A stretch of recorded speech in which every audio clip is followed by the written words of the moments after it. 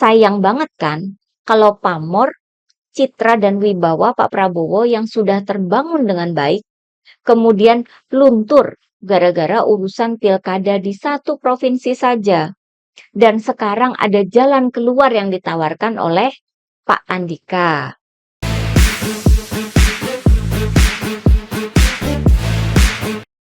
Hai teman-teman, jumpa lagi dengan saya, Nina Nur. Saya itu cukup kasihan ya sama Pak Prabowo. Sudah belasan tahun menunggu untuk jadi presiden. Ketika sudah jadi presiden, pada awal jabatan beliau kan mengundang perhatian besar dari publik ya. Dari pidato perdana sebagai presiden, pemilihan menteri-menteri dan pejabat lainnya, sampai ke acara penggemblengan kabinet di Akmil Magelang. Semua menjadi perhatian publik dengan sentimen yang positif, dalam arti mengundang harapan yang baik, bahkan dari warga masyarakat yang bukan pemilih beliau di Pilpres.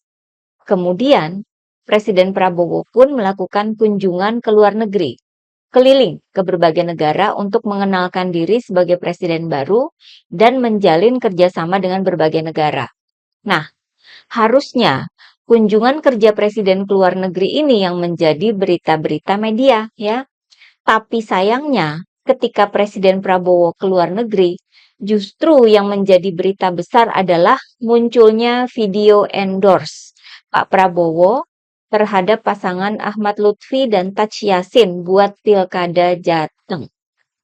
Video ini sekarang masih ramai dibahas di mana-mana. Masih laris untuk dibuat menjadi tema talk show di media.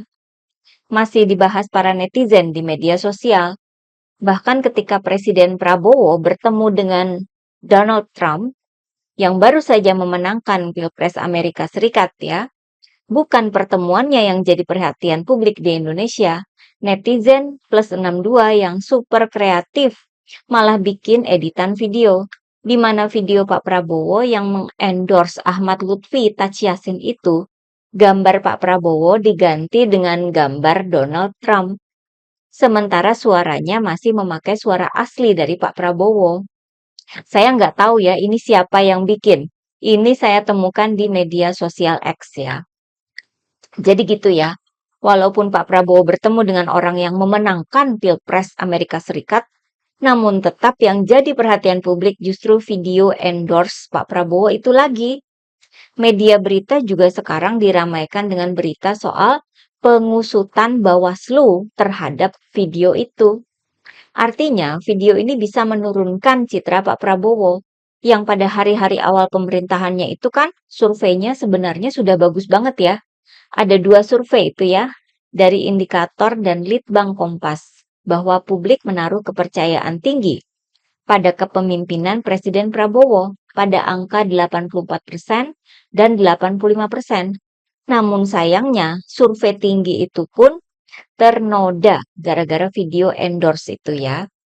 Gimana nggak blunder kan? Presiden Prabowo sendiri kan sebelumnya sudah menegaskan bahwa dalam pilkada itu nggak ada intervensi, nggak ada titipan-titipan.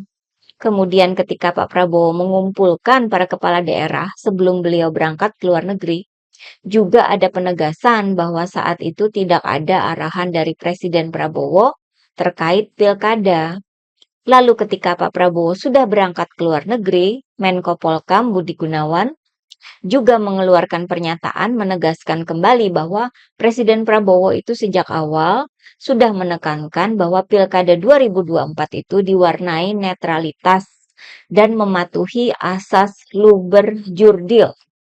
Bahkan katanya Pak Prabowo ke luar negeri supaya tidak dituduh cawe-cawe di Pilkada 2024. Semua pernyataan baik itu secara drastis dibatalkan sendiri dengan adanya video endorse Pak Prabowo itu kan. Di lain pihak, kita pun jadi curiga ini ya. Ada permainan apa di balik munculnya video endorse itu? Video yang dibuatnya sebelum Pak Prabowo pergi ke luar negeri. Tapi baru muncul ke depan publik setelah Pak Prabowo-nya itu sudah pergi ke luar negeri. Melihat ekspresi Pak Prabowo di dalam video itu, juga menimbulkan pertanyaan karena ekspresi wajahnya itu kayak orang terpaksa gitu nggak sih? Nggak ada terlihat sumringah atau semangat kayak waktu penggemblengan menteri di Magelang ya. Lalu kata-kata yang dipakai oleh Pak Prabowo itu yakni memohon dengan sangat. Seorang presiden memohon dengan sangat agar warga sebuah provinsi memilih pasangan calon dalam pilkada. Kayak mengemis suara gitu ya. Wibawanya langsung luntur. Kasihan nggak sih lihat presiden kok membiarkan diri direndahkan kayak gitu ya? Sementara yang di-endorse ini bukannya menunjukkan bahwa dirinya memang layak untuk di-endorse, tapi malah beberapa kali blunder. Seperti dalam debat Pilgub Jateng yang terakhir ya, Ahmad Lutfi jadi dituduh menyebarkan hoaks karena menyebut ada desa di daerah Sikunir sebagai desa tertinggi di dunia. Bahkan media sekelas Kompas ya sampai menayangkan cerita eh, berita cek fakta ya untuk menunjukkan bahwa pernyataan Ahmad Lutfi itu salah. Yang pasti desa tertinggi di dunia itu letaknya bukan di Indonesia ya. Kemudian publik juga berkomentar negatif melihat Ahmad Lutfi seakan panik ya membolak-balik tumpukan kertas yang dibawanya. Sampai kertas-kertas itu disebut sebagai contekan. Itu videonya kan banyak beredar di media sosial ya. Lutfi dan Taj Yassin sibuk sendiri gitu membolak-balik tumpukan kertas yang mereka bawa. Sementara lawannya, pasangan Andika Hendy, menjawab pertanyaan dengan gaya yang tenang ya, nggak pakai contekan. Belum lagi keanehan ya, ketika seorang jenderal TNI malah mengendorse calon dari kepolisian. Kan jadi pertanyaan juga, kenapa nggak endorse yang sama-sama dari TNI? Jadi banyak banget menimbulkan pertanyaan ya, menimbulkan kecurigaan. Apakah Pak Prabowo ini sudah terjerat politik balas budi? Apakah sudah tersandra? Mengapa yang di-endorse itu hanya yang di Jawa Tengah? Mengapa enggak semua calon dari koalisi Kim se-Indonesia gitu ya di-endorse sekalian? Dan lain sebagainya ya. Banyak banget itu pertanyaan yang timbul. Menimbulkan rasa kasihan juga sih kalau saya ya. Kayak anjlok gitu pamornya Pak Prabowo. Kok mau gitu kan ya. Nah, yang menarik dari soal video endorse ini adalah tanggapan dari pasangan Andika Hendy. Kita sudah melihat sendiri ya bagaimana baik hatinya pasangan ini ya. Pak Andika itu dalam debat Pilgub selalu menjelaskan panjang lebar jika beliau mengajukan pertanyaan. Gak mau menjebak, gak mau menjerumuskan, lempeng aja. Wakilnya juga demikian. Pak Hendy itu menjawab dengan jelas dan lancar. Ketika suasana agak panas, Pak Hendy ini mengeluarkan pantun yang bikin adem. Sampai Taj Yassin pun tersentuh untuk menghampiri dan memeluk beliau ya. Pak Andika juga nggak menyebut-nyebut nama orang besar dalam acara debat ya. Sedangkan Ahmad Lutfi itu kan di debat sudah bawa-bawa nama Jokowi dan Prabowo. Kan nanti bekerja buat rakyat Jawa Tengah loh Pak. Menanggapi video endorse Prabowo terhadap Ahmad Lutfi Taj Yassin, mungkin Pak Andika juga sama dengan kita ya, melihat banyak keganjilan dan sangat paham bahwa video itu malah merugikan Pak Prabowo sebagai Presiden Republik Indonesia. Sehingga tanggapan dari Pak Andika pun disampaikan dengan tidak untuk menambah keblunderan video itu. Tidak untuk menambah lagi anjloknya pamor Pak Prabowo. Namun Pak Andika justru menawarkan solusi untuk menetralisir efek negatif video tersebut. Setelah debat kedua beberapa hari lalu, ketika ditanya para wartawan soal video endorse Pak Prabowo terhadap pasangan Lutfi Yassin, Pak Andika menjawab bahwa kalau bisa menyuarakan, maka pasangan Andika Hendy juga ingin didukung oleh Pak Prabowo. Bahwa video dukungan itu tidak dianggap sebagai ancaman buat Andika Hendy. Malah mereka pun ingin didukung juga. Pak Andika kemudian menyebut alasan mengapa mereka ingin didukung oleh Presiden Prabowo. Karena sejak awal mereka sudah menyesuaikan visi, misi, dan program dengan pemerintah pusat. Pasangan Andika Hendy tentu saja akan mendukung kesuksesan pemerintahan Prabowo.